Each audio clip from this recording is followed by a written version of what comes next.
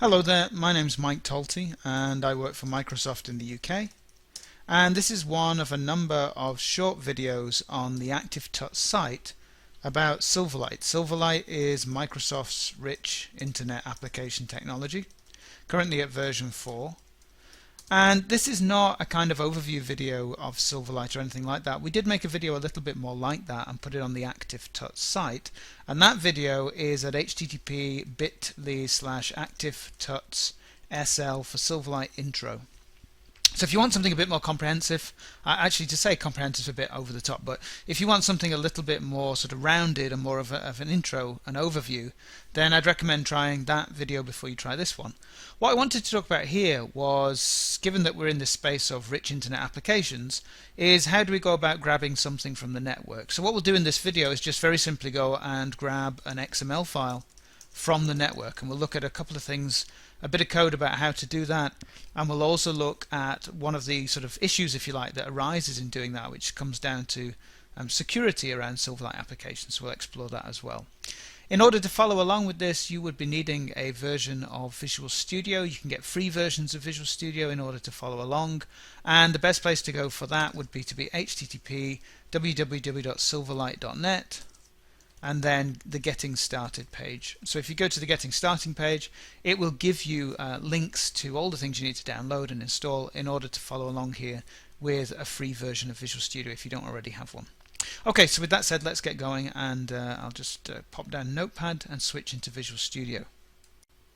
Okay, so I'm running Visual Studio 2010 here, and a particularly common scenario, of course, is that if you're writing one of these applications, you want to be able to reach across the internet to grab some kind of resource, whether it be, say, an RSS feed or whatever it might be. And there's lots and lots and lots of capability in Silverlight around being able to access the network. And here we'll just look at a tiny little piece of that just as a way of sort of getting started. Let me just sort out my windows so that they're reasonably sized in Visual Studio. So let's go make a new application. So let's say File New Project. And I'm just going to wander into this application and we'll say let's make a Silverlight application. Silverlight application 10 is fine, let's OK that. And let's specify I'm going to use a Silverlight website here rather than a web app. And we're using Silverlight 4. And if you followed along with these videos, you know that this makes you two solutions inside of Visual Studio. It makes you a website, and that website will host the Silverlight application, and it makes you another project for the Silverlight application itself. And so we have the Silverlight application here, Silverlight application 10, and we have the website that's going to host it, which will be Silverlight application 10.web. And that's just running on a little local web server for me here. I'm not putting this on my full IIS server. I'm just using a local web server. And what I want to do is I'll get rid of this ASP.NET page, and I'm just going to set this HTML page as the start page for my application.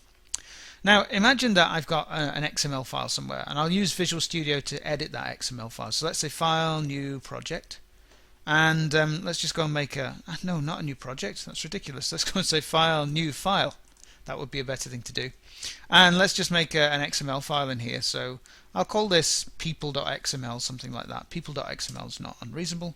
And I'm going to avoid XML namespaces for the moment because it just makes my code easier. Of course we can handle XML namespaces in the .NET framework, but this will just make things easier.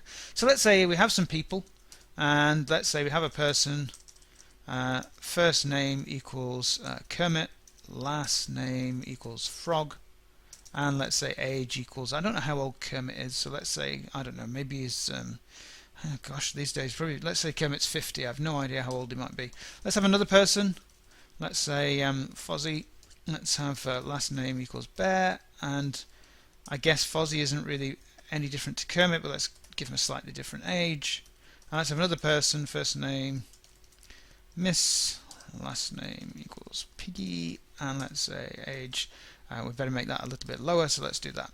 So we've got an XML file with some people and persons in there. So a very simple XML file, not really anything complicated going on in there. Let's save that, and what I want to do is take that XML file, and I have no idea where we've just saved it as it happens, but let's just open this folder in Windows Explorer hoping that we saved it here, and we didn't, so let's just do a save as on that file.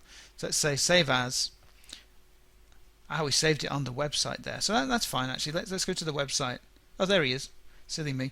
Let's just go and close this here in Visual Studio, and I want to take that people.xml file, and if we just open this folder in Explorer, what I want to do is cut that XML file, so we'll just cut it here. And where I want to put it is on my own FTP site. So I'm going to put it across the internet from this application. So I have a folder here already open on my FTP site, ftp.mtolty.com. You can see that this is my site. And what I want to do is just paste that here. So I'm just going to go ahead, oops, excuse me, just going to paste that here onto that site. So we just paste. And it shouldn't take very long to upload people.xml onto that site. Okay, great. So what we should find, of course, if we spring up a browser now, is if we went to http mtolty.com/people.xml, we should see that we've got that file up there for the browser to bring back.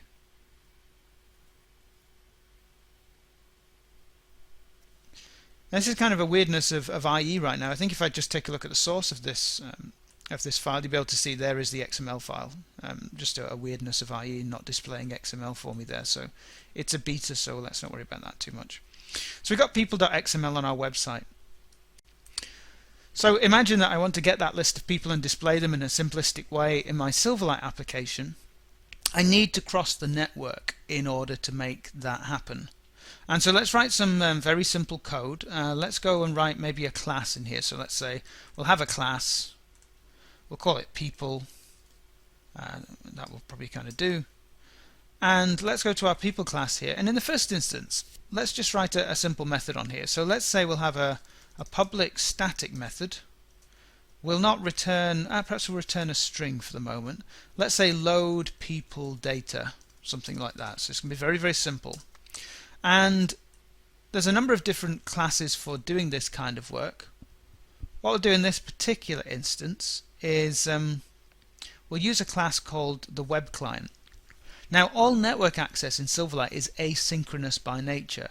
One of the primary reasons for this is to avoid calls across the network damaging the user experience. So as you call across the network and maybe take a long time or time out, we don't want to damage the user interface. So calls across the network are asynchronous. So what we do is use an instance of this thing called web client. Let's go and do that, and we'll call this client. And let's create one of those. And then it has a couple of methods on it. What you can do is you can ask it to download a string asynchronously, and that will give you a string containing the data. Or you can ask it to open a stream of data asynchronously. For simplicity, let's go and say download me a string asynchronously.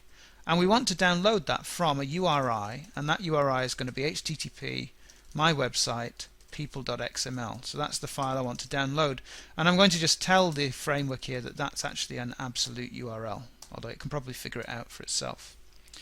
Now, when that's completed, we need to be notified. So I'll say client dot. Now notice we could handle the progress changed event, but I'm just going to say when the download has completed. And I'll add a little event handler to this, which we can do in line with a lambda function here in C#. Or we could do the same sort of thing in Visual Basic as well. And when that's finished, we get an argument passed to us. And what we should do is check, was that cancelled? Or if there was an error. So let's say if there was an error. So if there's if it's not null, then we have an error. And in this case, let's put up a message box with the contents of that error. So let's say e.error.message will give us the message from that.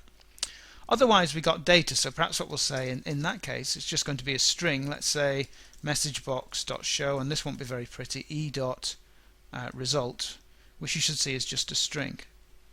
Okay. And I suppose really we should be returning the string from the method as well, but for now let's not return it. Let's just have this as a void method for the moment and leave it like that just for the second. Okay, so let's just add a tiny piece of UI to invoke this functionality in the first instance. So let's go back to our XAML over here and go to the design view, and let's just throw a big button onto the screen for the moment. So let's just go ahead and say we'll have a big button, and in truth that button's kind of big enough. We'll not do anything with the button, but I'm just going to double click it, put some code here behind that button that just says people.load people data, and I'll hit the F9 key in Visual Studio to put a breakpoint onto that line of code. And let's go and see whether we can run this. Let's go and press F5. And so what we should be doing is serving up, let's just switch on web debugging. We should be serving this up off our local web server, which is just a little sort of play web server. We can click our button to get our breakpoint. We can press the F11 key in Visual Studio to step in. We create the web client. We set up a handler for its event. I'm going to put a breakpoint here so that when I hit F5 in Visual Studio and cause it to do this download, let's see what happens. So we hit the end of the completed event and we can see that we have an error. You can see perhaps there in the debugger, and if we let this run through with the F5 key again, it looks like I didn't quite get the error message displayed properly there, but nonetheless we had an error coming through and it was clearly a security error. So what's going on here? Well, essentially what's going on here is that Silverlight by default will not allow an application like this one, which was served from, if I remember rightly, localhost port 23448. It won't allow that to go to my website mtalti.com because that's a cross-domain request, and for security reasons Silverlight does not just allow cross-domain requests. Now there's a couple of ways we can, if you like, work around this. One would be if this application was installed locally as a trusted application, then it would be able to do this request, and let me just demonstrate that very quickly. So let's go to the application over here and get its properties, and let's say that this application not only runs out of the browser, which we showed in a previous video, but also, and this dialog is impossible almost to get to on this particular screen resolution that I've got here. Okay, so I've just reset some fonts to make this easier for myself. Let me just go and edit these out of browser settings and say that we require elevated trust outside of the browser. We looked at this in a separate session. So now if we go and run this and we were to install it onto the machine as a trusted application, then it's no longer subject to that security policy, which should mean that if we go and click the button, you can see we just loaded the XML. So this is kind of one way around that problem, but it's not really the right way around this problem unless you needed a trusted application. So let's go and remove that from the local machine and go back to where we were in the first place. So let's get rid of this and let's go back to our settings and take away that slightly phony elevated permission, which we didn't need. In fact, I wasn't building an out-of-browser application at all. Okay, so the right way in my particular circumstance of making sure that we can do this cross-domain request is by the site that we're calling to opting into the cross-domain request. And this is very similar to what happens with Flash, and also we can even use the same mechanism as Flash if necessary. What Silverlight does when you go cross-domain like this is it goes to the domain that you're going to and asks for a particular XML file. So let's write one of those right now. Let's make file new file, and we'll write an XML file, and this is a file that needs to be called client-access-policy.xml. That's the Silverlight file that does this, or we can read a cross-domain XML file from Flash if there isn't a client access policy. I'm not going to type this in raw here, so I'll just paste a file in because it's prone to error. So let's just paste that in. And basically what that's saying is that this domain that we're running off, localhost 23448, is allowed access on any HTTP verb to resources on my web server. So what I'm going to do with that file is save it. Let's save it as, we'll go to the desktop and we'll call it client access policy.xml. That looks about right.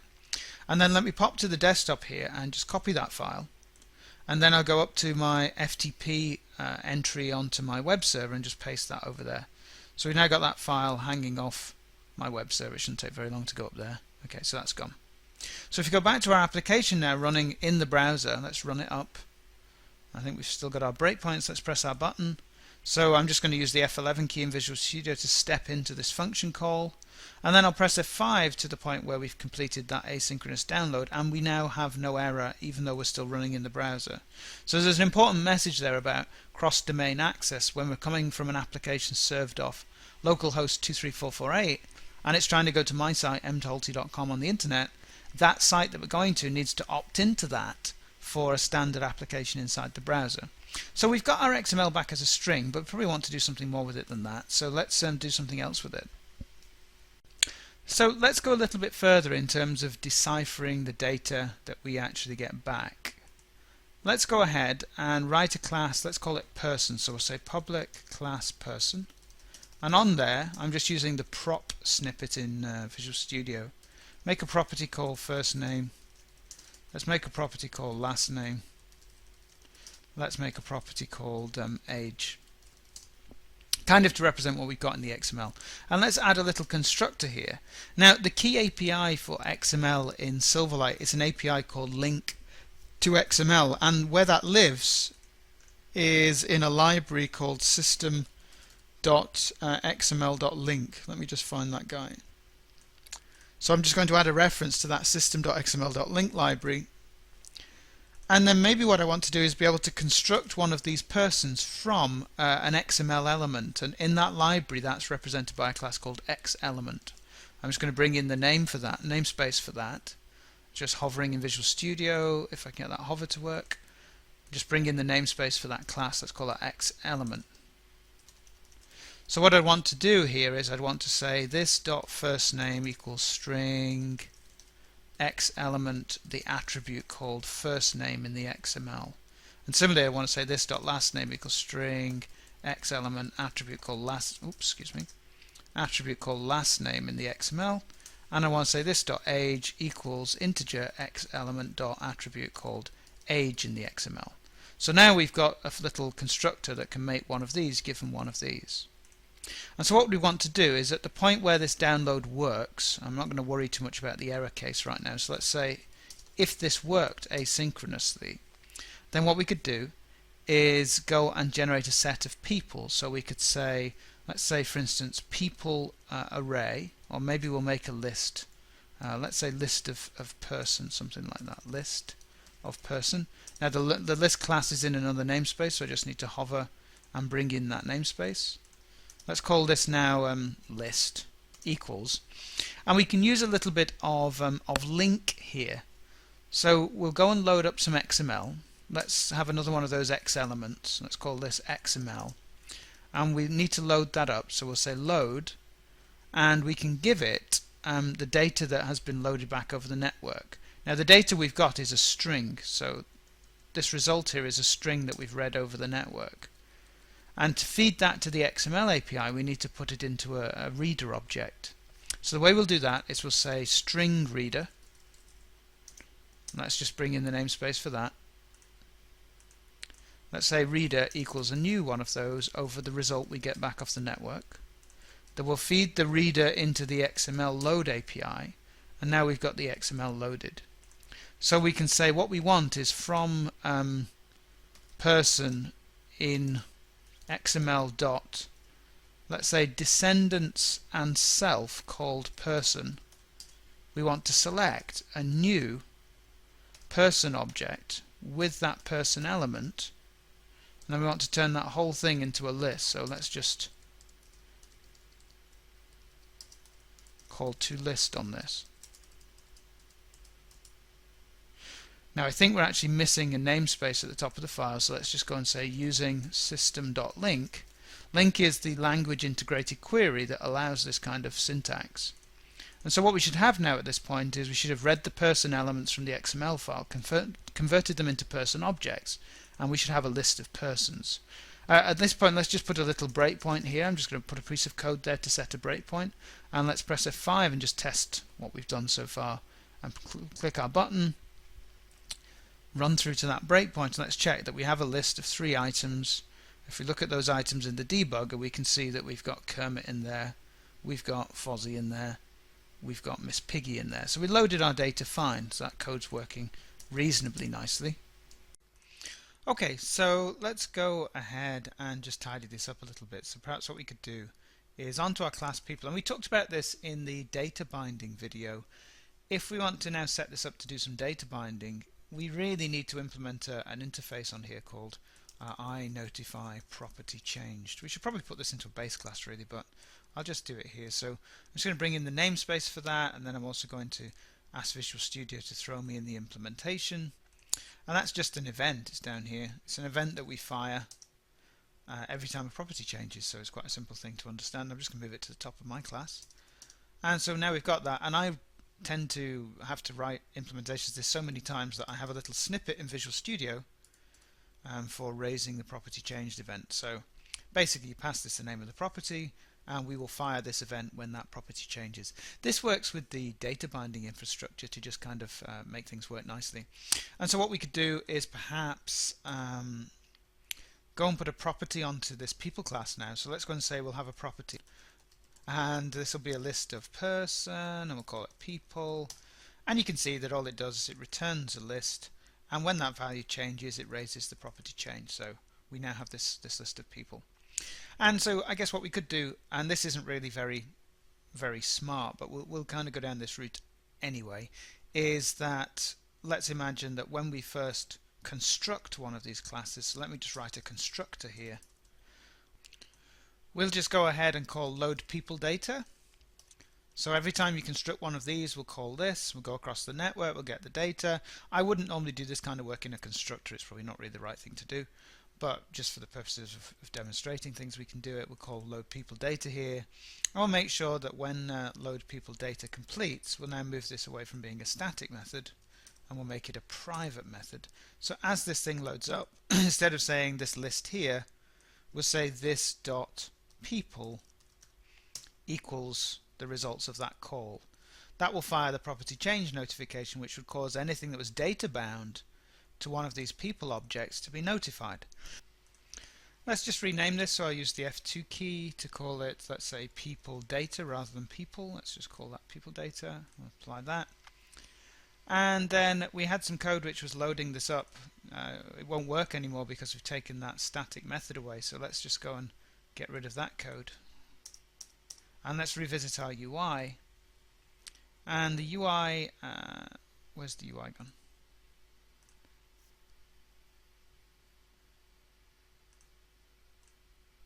Just see where my UI has gone. Pop to the designer in the UI. Let's get rid of the button that we were using. I just want something really simple to display some data, so let's take a data grid, because that will, if we ask it to, automatically generate columns for the data. So what we could do is just go to the properties on that and ask it to do exactly that with auto generate columns.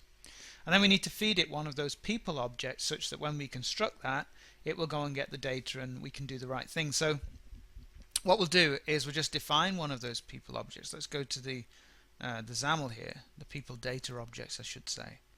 And I want to work with some code from my local assembly here, so I just define a namespace for that. So we'll say XML I normally call this local, and that is Silverlight application 10. And then I could define a resource, so we could say let's have user control.resources. Let's have a local people data, I'll call that data.